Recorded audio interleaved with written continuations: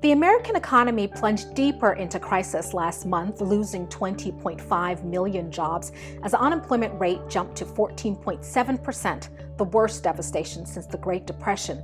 The Labor Department's monthly report provided the clearest picture yet of the breadth and depth of the economic damage and how swiftly it spread as the coronavirus pandemic swept the country. Job losses have encompassed the entire economy, affecting every major industry.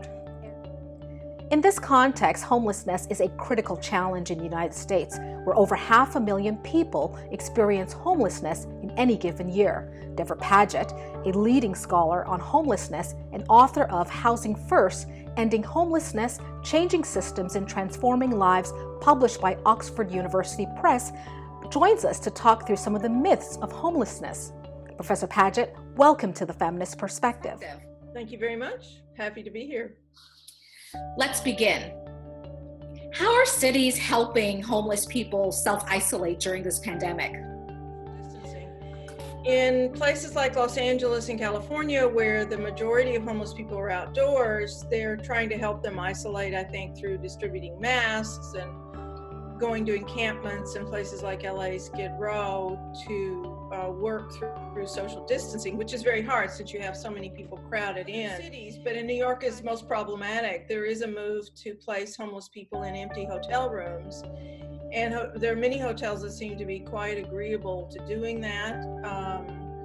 But this has been done with varying success. The hotel room option seemed like the optimal option, and it still is, but it's been a slow go. So we are faced with a very dire situation right now. Most homeless people either in shelters or living in encampments or in crowded locations outside.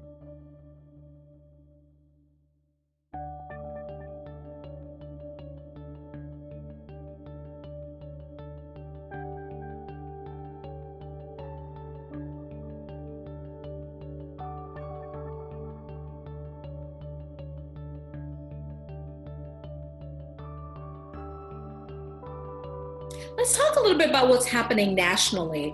Last fall, the White House Council of Economic Advisors released the report, The State of Homelessness in America. What did the administration get right or wrong in this report? So that report, to me, really distilled the conservative talking points that regulation is the problem. The people themselves are the problem because they're mentally ill and they're substance abusers.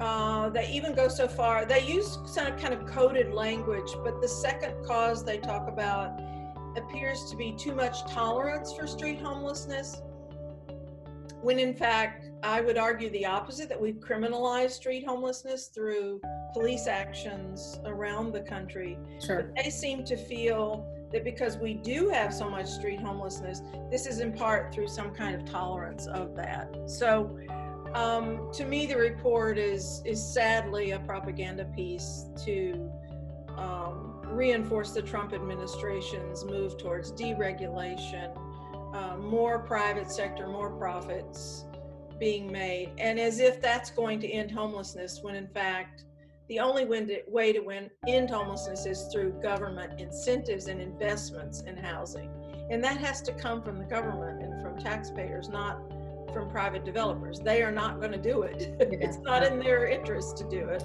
On that very point, I think it seems like a perfect segue to start talking a little bit about your recently published article titled, If You're Gonna Help Me, Help Me, Barriers to Housing Among Unsheltered Homeless Adults. What would you say are the biggest myths about homelessness in America? But the myths among them are that most homeless people are psychotic and mentally ill, and we know that from rigorous epidemiological surveys, that's 30%, maybe 40%. Then the other myth is that they're mostly substance abusers. Well, many homeless people do abuse substances. It's not clear whether that's to deal with the horrors of living on the street, but even so, the surveys have shown maybe 50, 60%. So a lot of them are not. And it is by no means the cause of their homelessness, the mental illness or the substance abuse. There are a lot of other myths that homeless people travel and go to warm climates, or when in fact we know that the vast majority, we know through surveys again, the vast majority of homeless people are from the local area. They didn't migrate in from somewhere else to get New York's better benefits or California sunshine or whatever.